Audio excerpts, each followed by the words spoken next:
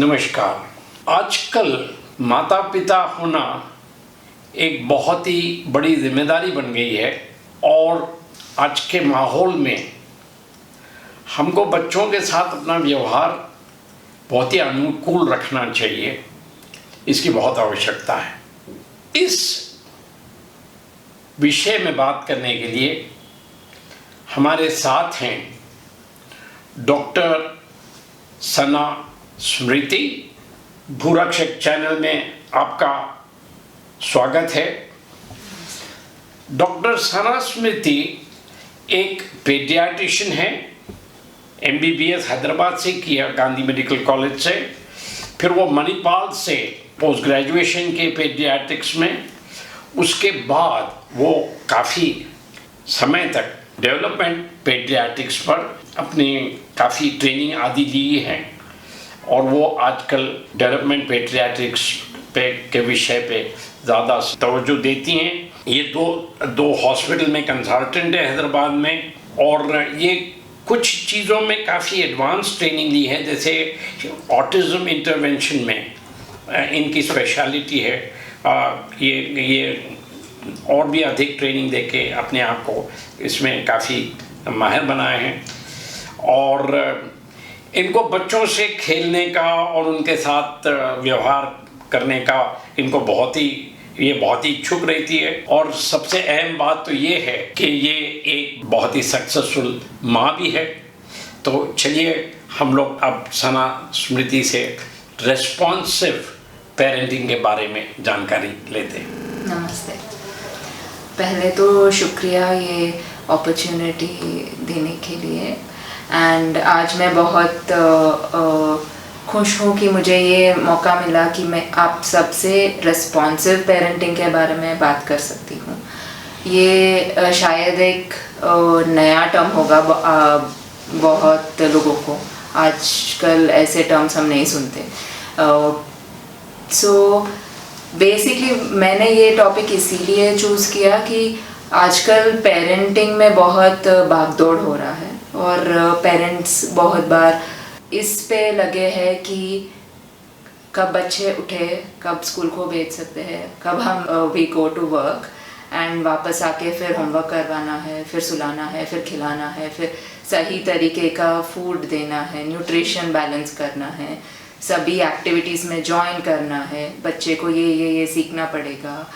बहुत सारे पेरेंट्स का पेरेंटिंग स्टाइल ये हो रहा है स्लोली, एंड बहुत पेरेंट्स अभी भी टाइम स्पेंड करते हैं बच्चों के साथ, टीवी देखते हैं बैठ के, फिर होमवर्क, फिर ट्यूशन्स, ऐसे भी होता है। सो इसमें ये ट्रेंड शिफ्ट नज़र आ रहा है अभी, जो पहले से अब तक फैमिली साइज छोटा हो रहा है। देयर ओनली 2 children और 1 child and 2 parents.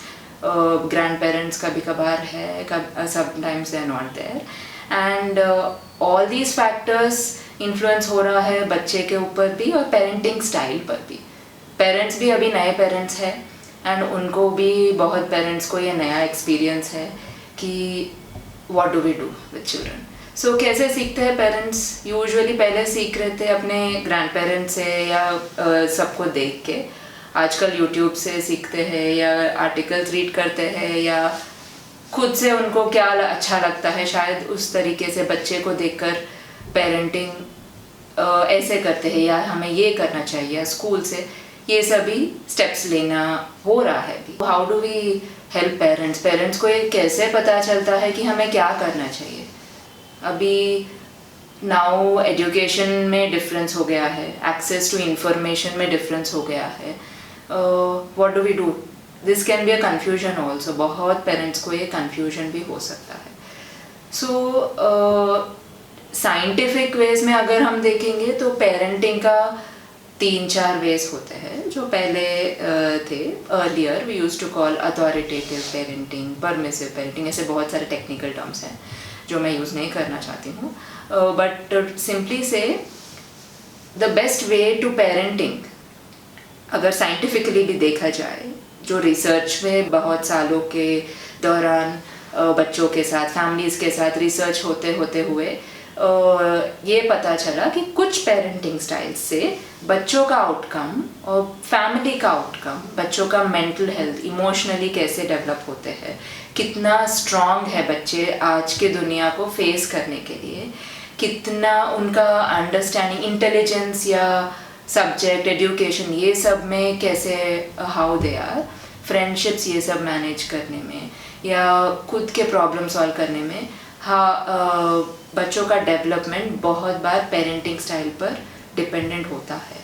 And scientifically जो भी रिसर्च में है, ये रिस्पॉन्सिव पेरेंटिंग जो है, इस पर इसका इम्पैक्ट बहुत पॉजिटिव है, ऐसा जानकारी है। सो क्या होता है रिस्पॉन्सिव पेरेंटिंग? It's nothing. सो जब हम कौन गाइड करता है पेरेंट्स को कैसे हमें बच्चों का देखभाल करना चाहिए? टीवी गाइड करता है कि आर्टिकल्स गाइड करते हैं कि टीचर गाइड करता है कि ग्रैंड पेरेंट्स गाइड करते हैं, family members, who guides? The best way that we know from research कि बच्चे और पेरेंट्स दोनों यूनिक है, हर फैमिली यूनिक है, और ओनली एक बच्चा एक पेरेंट को गाइड कर सकते हैं how to parent them, right? मतलब जो बच्चा क्यूज दे रहा है, अगर पेरेंट सेंसिटिव है और पिकअप कर रहा है कि ओ ये इसका मतलब ये है, और पेरेंट तुरंत उसको रेस्पॉन्ड कर रहे हैं, तो that is called responsive parenting. और ये यहाँ पे what is very important is हर एक बच्चा अलग है, हर एक पेरेंट अलग है, इसीलिए कोई एक स्टेप नहीं होता है कि पेरेंटिंग ऐसे ही करना चाहिए और ऐसे ही करना चाहिए। ये बहुत बहुत इम्पॉर्टेंट है, क्योंकि बच्चों का पेरेंटिंग इस पर भी डिपेंडेंट है कि हर बच्चे का टेम्परमेंट या पर्सनैलिटी जो है वो अलग है, और उसके हिसाब से पेरेंट को शायद जिस तरीके से वो रिस्पॉन्ड करते हैं या कुछ इंटरेक्शन होता है, उसको थोड़ा मॉडिफाई करने से it will set a good foundation for the future of the child. So what do we mean by this? से हर एक एज में बच्चों का अंडरस्टैंडिंग लेवल, डेवलपमेंट, विकास में जिस तरीके से वो चीज़ें समझते हैं और चीज़ों का अंडरस्टैंडिंग के मुताबिक रिएक्ट करते हैं, अलग होता है, हर एक एज में अलग होता है। Usually 1 to 3 years, below 1 year अलग होते हैं। 1 to 3 years जो टॉडलर एज बोलते हैं, वो टाइम पे बच्चों का अंडरस्टैंडिंग थोड़ा डिफरेंट होता है। फिर 4 to 6 years, 7 years बच्चों का अंडरस्टैंडिंग और डिफरेंट होता है। फिर 8 to 12 years is an age where again logical thinking comes in, and about 12 years once puberty starts, children start becoming mini adults and they're transitioning between childhood, means childhood और adulthood के बीच में change हो रहे हैं, वहाँ पे understanding level different होता है। तो उसके हिसाब से भी पेरेंट्स को अपना जिस तरीके से वो कंडक्ट कर रहे हैं अपने आप को और बच्चों के साथ, वो चेंज होना is a good idea. I give you some examples अभी, okay? So let's say we have a baby, छोटा बच्चा है जो 1 साल से छोटा है। रेस्पॉन्सिव पेरेंटिंग का मतलब यहाँ पे कैसा होता है? फॉर एग्जाम्पल बच्चा रो रहा है, उसको तुरंत से रिस्पॉन्ड करना बहुत इम्पोर्टेंट होता है। हर बच्चे का क्राइंग सिर्फ फूड के लिए या दूध के लिए नहीं होता, क्राइंग बहुत सारे रीजंस के भी से भी हो सकता है। क्यों रो रहा है, वो इमोशनली क्या हो रहा है, वहाँ पे क्या चाहिए बच्चे को? शायद बहुत बेबीज़ को सिर्फ अटेंशन की ज़रूरत ही पड़ सकता है। रोने से अगर मम्मी देखती है और बोलती है ओ बेटा क्या हुआ है, क्यों रो रहे हो, और एक एक्सप्रेशन ऐसे बना दिया कि बच्चा घूरता रहे मम्मी को, दैट्स इट, वही है responsive parenting. Then that is where connection होता है। क्यों दिस इज़ इम्पॉर्टेंट? जब मदर रेस्पॉन्ड करती है इस तरीके से, या मदर ही नहीं, पापा, ग्रैंडफादर, कोई भी रेस्पॉन्ड करते हैं, the baby is connecting with the parent. वहाँ पे एक नर्वस कनेक्शन होता है जो ब्रेन को पहुँचता है और एक सिक्योरिटी का फाउंडेशन मिलता है बेबीज़ को। और ये फर्स्ट 1 year और 2 years, बिलो 2 years, ये सिक्योरिटी बनाना बहुत बहुत इम्पॉर्टेंट है, स्पेशली बिलो 1 year। हर बार रेस्पॉन्ड करना, लगातार रेस्पॉन्ड करते रहना। जैसे ही बेबी का बॉडी लैंग्वेज या जिस तरीके से वो मूव होते हैं या एक्सप्रेशंस बनाते हैं या साउंड्स करते हैं, उनको एक वार्म तरीके से प्यार से रेस्पॉन्ड करना बहुत इम्पॉर्टेंट है, क्योंकि वही प्यार लॉन्ग टर्म में बहुत इम्पैक्ट होता है। एंड यू वोंट बिलीव कहाँ कहाँ पे इसका इम्पैक्ट होता है। जो ये 1 ईयर पे पेरेंट्स का रेस्पॉन्सिवनेस होता है, उसका इम्पैक्ट इवन बुढ़ापे में भी होता है, लाइक एडल्टहुड में और ओल्डर एज में क्रॉनिक डिजीजेस पर भी होता है, जैसे heart issues, thyroid issues, diabetes. All these also there can be a higher risk in babies जो उतना रेस्पॉन्सिवनेस चाइल्डहुड में नहीं मिला। ऐसे बच्चे को लॉन्ग टर्म में ये डिजीजेस होने का चांसेस भी ज़्यादा है। नॉट जस्ट ये डिजीजेस, मेंटली स्ट्रांग रहना या फिजिकली फिट रहना, ये सभी का भी इम्पैक्ट ये फर्स्ट 1 और 2 ईयर्स में चेंज हो सकता है। This first 2 years form foundation for these long term outcomes. And ऐसा बहुत सारा रिसर्च है जिसमें ये हमें पता चला है, right. So this first 1 year is very very important to respond. ये जो रेस्पॉन्सिवनेस है ये फूड टाइम में बहुत इंपॉर्टेंट है, क्योंकि हमारे कंट्री में food is the most important thing, isn't it. So जैसे ही बच्चा रोता है, चलो दूध, या नहीं तो bottle, it may not be. और अगर बॉटल ख़त्म नहीं हुआ या प्लेट में जो भी, कप में जो भी आपने फूड या स्मैश्ड फूड लेकर आए या चावल लेकर आए, फूड ख़त्म होने का 1 cup, I have brought 1 cup, तो मुझे कप ख़त्म करना है, ऐसा कोई भी रूल नहीं है। वन थिंग जो हमें समझना है कि हर एक लिविंग ऑर्गेनिज्म को ये अर्थ पे पता होता है कितना खाने का है, कितना अंदर जाता है, कितना, where do you have to stop. As soon as baby is born, baby को पता है कि व्हेन मेरा टमी फुल है और when should I stop. So this is where responsive parenting यहाँ पे बहुत इंपॉर्टेंट रोल प्ले करता है, क्योंकि से when the baby milk bottle को छुड़ा देता है, या even mother's milk, when the baby stops feeding, it's always good to stop. कब फीड करना है या फूड ऑफर कर रहे हैं आप, कप में ऑफर कर रहे हैं, तो इमीडिएटली जैसे ही बेबी ऐसे सिर टर्न करता है या स्टॉप्स फीडिंग और डिसइंटरेस्टेड, स्टार्ट्स इधर उधर देखना शुरू हो जाएगा, फिर आपको स्टॉप करना भी इम्पॉर्टेंट है। ये हर केस में शायद there will be rare cases where there are issues. कुछ बच्चों में अगर मेडिकली कोई इशू है या कोई और डेवलपमेंट में डिफ़िकल्ट इश्यूज है, then you need to consult a doctor. But most of the children में ये बहुत इंपॉर्टेंट स्टेप है, और इससे नेक्स्ट स्टेजेस में जो फूड हैबिट्स बनते हैं प्रॉपरली डेवलप होता है।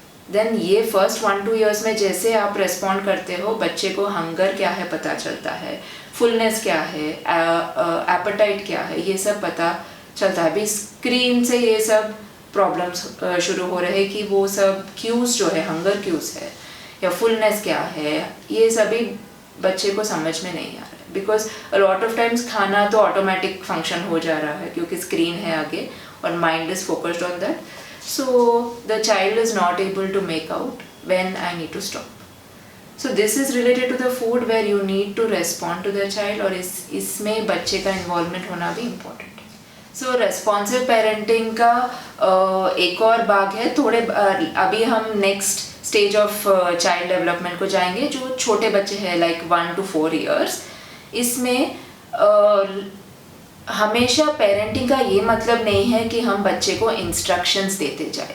रिमेंबर दैट छोटे बच्चे को बड़ा लैंग्वेज समझ नहीं आता है, तो when we try to give big explanations, कुछ होता है बच्चे ने कुछ गिरा दिया या यहाँ पे जाके गिर गया, एकदम से भागते हुए गिर गया है, शायद वो स्टेज नहीं है कि बच्चे को हम बोले कि नहीं यू डोंट, आराम से जाना चाहिए, नहीं तो लग जाएगा, it may not be safe. ये सभी जो हम एक्सप्लेनेशन देते हैं, हमें पेरेंट्स को ये जज करना इम्पॉर्टेंट है कि क्या ये बच्चे को इतना एक्सप्लेनेशन सूट हो रहा है कि नहीं। हर बच्चे को ये डिफरेंट हो सकता है। कुछ बच्चे इतना सारा एक्सप्लेनेशन देने से डर भी सकते हैं और एक्सप्लोर करना शायद बंद कर सकते हैं। तो it's important that observe the child. जब बच्चा सेंसिटिव है ऐसे कमेंट्स रिस्ट्रिक्ट करिए, हर बार कमेंट देने की ज़रूरत नहीं पड़ेगा। एंड ऐसे सिचुएशंस में बच्चों के साथ एक मजबूत रिलेशनशिप बनाना ये स्टेज में बहुत इम्पोर्टेंट है। हाउ, बहुत बच्चे आते हैं पेरेंट्स को के पास और बोलते हैं चलो खेलो मेरे साथ। वो क्यों को रेस्पॉन्ड करना इम्पोर्टेंट है। खेल बहुत बहुत इम्पोर्टेंट है बच्चों के लिए। खेल का मतलब ये नहीं कि पजल्स बनाए या बिल्डिंग ब्लॉक्स बनाए, कुछ स्ट्रक्चर बनाए, कुछ बिल्ड करे। खेल का ये भी मतलब है कुछ भी चीज़ करे जो चीज़ें उनके पास है। शायद वाटर से खेले, शायद ऑरेंज के साथ खेले, कोई भी चीज़ के साथ। वो टाइम में अगर आप बच्चे के साथ इन्वॉल्व है, इन्वॉल्वमेंट बहुत कॉम्प्लिकेटेड नहीं है, बहुत सिंपल है। आप भी बच्चे बन जाइए और आप खेल सकते हैं। वो बहुत मुश्किल होगा बहुत सारे पेरेंट्स को, बस खेल तो हम सब ने खेला बचपन में, मगर we have forgotten how to play. So जैसे ही हम खेलना शुरू करते हैं, we start giving instructions, do this way, ऐसे करने से ये बड़ा हो जाएगा, ये वाटर के साथ ये कर सकते हैं। I think we need to stop that and start playing with the child. Face to face बैठो, जो भी बच्चे एंजॉय कर रहे हैं आप भी एंजॉय करो, वाटर के साथ खेल रहे आप भी स्प्लैश करो। These things are very important, at least 10 minutes, 15 minutes in the day. ये टाइम आप दीजिए बच्चे को जब आप उनके साथ खेल रहे हैं, बिना कुछ एजेंडा के, बिना कुछ प्लान के, बिना कुछ प्रोग्राम के। कुछ बच्चे आते हैं और पेरेंट्स को कुछ एक्साइटमेंट में कुछ बोलना शुरू कर देते हैं। ये सभी बहुत प्रेशियस मोमेंट्स हैं, उनको रेस्पॉन्ड कीजिए। हर दिन एक हरी बरी में हो जाएगा, next no will talk about this later, we have the music class now, और अभी डांस क्लास को लेके जाना है, चलो तैयार हो जाओ फिर हम बात करेंगे। यहाँ पे वो कनेक्शन का चांस लॉस्ट हो जाएगा। सो इट्स ओके, बच्चे फिर भी सीखेंगे। Maybe at that time some children learn music early, some children learn late. जो भी बच्चे सीख रहे हैं उसको एंजॉय करना बहुत इम्पोर्टेंट है लर्निंग प्रॉपरली होने के लिए। लर्निंग ऑलवेज हैपन्स जब एनवायरनमेंट पॉजिटिव है और मोटिवेशन हो। How much ever we make we put, it's not a computer, we can not feed things into the child. So enjoyment create करने के लिए टाइम दीजिए बच्चे को, शेयर करने के लिए जो भी उनका एक्सपीरियंसेस है, और respond to that, and that will make a strong connection between the child and the parent, even if it is late. कभी कभार 5 मिनट्स लेट होगा खेलने के लिए, दैट्स ओके। दूध पीना थोड़ा कम पी लिया आज, that's okay. So use those opportunities, day to day opportunities when the child comes to you. जब बच्चा आता है आपके पास कुछ दिखाने के लिए, उनको रेस्पॉन्ड कीजिए। Even one small response is a big thing for the child. And एक बार रेस्पॉन्ड करने से और बार बार आते हैं बच्चे शेयर करने के लिए इन्फॉर्मेशन। कभी लॉट ऑफ टाइम्स ऐसा भी होता है जब पेरेंट रेस्पॉन्ड नहीं करते इमीडिएटली, चाइल्ड पेरेंट के पास आना भी कम हो जाएगा। एंड यही एक्सपीरियंसेस शेयर करना किसी और के साथ भी हो सकता है। एंड आई थिंक कोई भी एक केयर गिवर के साथ ऐसा रिलेशनशिप होना बहुत इम्पॉर्टेंट है, क्योंकि एक सिक्योरिटी होगा। जैसे एज चिल्ड्रन ग्रो दे, उनको एक ट्री के जैसा उनका रूट्स एक ही प्लेस में है, rather than finding new places to make that tree grow, their roots need to be strong. So वो रूट्स कनेक्शंस जब ही बनते हैं जब हम रेस्पॉन्ड करते हैं। इसी को रेस्पॉन्सिव बोलते हैं। इसका ये मतलब नहीं है कि हम कोई रूल्स नहीं लगाए या बच्चे को कोई भी कुछ भी करने देते हैं, ऐसा नहीं है। whatever we want to teach the child, कुछ things important होते हैं। आपके बच्चे को आप समझिए किस तरीके का बच्चा है ये, that's very important। क्योंकि कुछ बच्चे बहुत एनर्जेटिक होते हैं, कुछ बच्चे बहुत एक्साइटेड होते हैं एंड ईजीली बात कर सकते हैं। कुछ बच्चे थोड़ा शाय होते हैं, थोड़ा कॉशियस होते हैं। उनके लिए हमें भी थोड़ा स्टेप बैक करना है, टाइम देना है थोड़ा। बच्चे के जब बच्चा रेडी है तभी हमें थोड़ा रेस्पॉन्ड करने से दे बिकम स्ट्रॉन्गर। कुछ बच्चे स्लो टू वार्म अप होते हैं, इनिशियली में भी शाय, बाद में they become excited and they start interacting well. So usually ये 3 ब्रॉड ग्रुप्स होते हैं बच्चे के टेम्परमेंट्स में। एंड ट्राई टू अंडरस्टैंड, आप समझने की कोशिश करिए कि बच्चे का पर्सनैलिटी क्या है, उसके हिसाब से रिएक्शंस शायद हमें थोड़ा एडजस्टमेंट करना पड़ेगा, up and down, and that will help the child to fly. later. So यही प्रिंसिपल्स आप एकेडमिक्स में अप्लाई कर सकते हैं, को करिकुलर एक्टिविटीज़ में अप्लाई कर सकते हैं, खाने में अप्लाई कर सकते हैं, ग्रोथ में, फिजिकल फिटनेस में अप्लाई कर सकते हैं, बिहेवियर पर अप्लाई कर सकते हैं। बिहेवियर की बात आने से जैसे जैसे चिल्ड्रन ग्रो मिसमैच होता है ना, तो उनके एक्सपेक्टेशंस कुछ और होते हैं, उनका वर्ल्ड बढ़ते जाता है स्लोली। स्कूल पिक्चर में आती है and friends come into the picture, teachers come into the picture, slowly more people keep adding on. They go to functions, they meet more people, they meet other friends of friends, and as the child is entering puberty, their world is growing. At that time again parents may have to learn at this stage what is happening with the child. Usually 1 to 3 year पे explore करना पसंद करते हैं बच्चे. 8 to 12 years में it's logical time. They want to know why this is happening, how this is happening, how this grows, why is this light not there today. After 12 years, why should I not go out with my friends? Why can't I stay longer? Why can't I party with my friends? ये आप जितना how much explanation आप दे रहे हैं, ये भी समझना important है कि क्या ये एज के लिए ये नॉर्मल है, यूजुअल, टिपिकल है कि कुछ बहुत ही ज़्यादा अलग है. बिहेवियर्स और लिमिट्स सेट करना इम्पॉर्टेंट है कि you can go to your friend's place, but after 2 hours you are going to call me or you're going to come back, or say you are going to watch TV after 1 hour, let's switch it off, I'll remind you 2 times before that. जो भी आप limit set कर रहे हैं, try to keep it in a very warm environment and in a very with lot of love. It's not that जब जैसे ये discipline का बात आती है, लॉट ऑफ पेरेंट्स बहुत अथॉरिटेटिव पावरफुल बनना पसंद करते हैं, एंड देयर टोन चेंज हो जाता है, body language will become different and that voice may not appeal to all children. कुछ बच्चे को वो पसंद नहीं आता, वो टोन भी पसंद नहीं आएगा और वो बॉडी लैंग्वेज से वो slowly they start throwing tantrums, they may start yelling, shouting, all of this can happen. So always learn to appreciate what they are doing.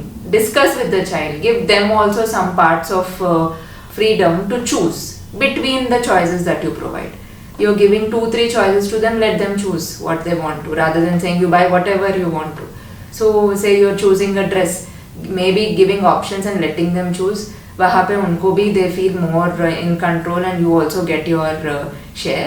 Whatever happens, by responsive parenting का क्या background में होना बहुत important है. मतलब जो भी हो रहा है in the front, पीछे बहुत सारा प्यार होना, warmth होना is very important. Always make that time for sharing those warm interactions, that love and affection with your child, कोई भी age में, बेबी से लेकर puberty and maybe more also. So this is all about responsive parenting. So अगर मैं key points में बोलूँ तो there one important thing for you to know is हर चाइल्ड अलग होता है, हर एक बच्चा अलग है. आपके बच्चे की पर्सनैलिटी क्या है ये आप आइडेंटिफाई करो. जैसे ही बच्चे आपके पास आते हैं रेस्पॉन्ड कीजिए वार्म तरीके से, और जितनी बार हो सकता है उतनी बार. अर्ली चाइल्डहुड में फर्स्ट 1-2 इयर्स में ये और भी बहुत इम्पॉर्टेंट है. और छोटे छोटे क्यूज को, एक्सप्रेशंस को, बॉडी लैंग्वेज को रेस्पॉन्ड करना इम्पॉर्टेंट है, और इसका इम्पैक्ट लॉन्ग टर्म पे भी होता है. Thank you.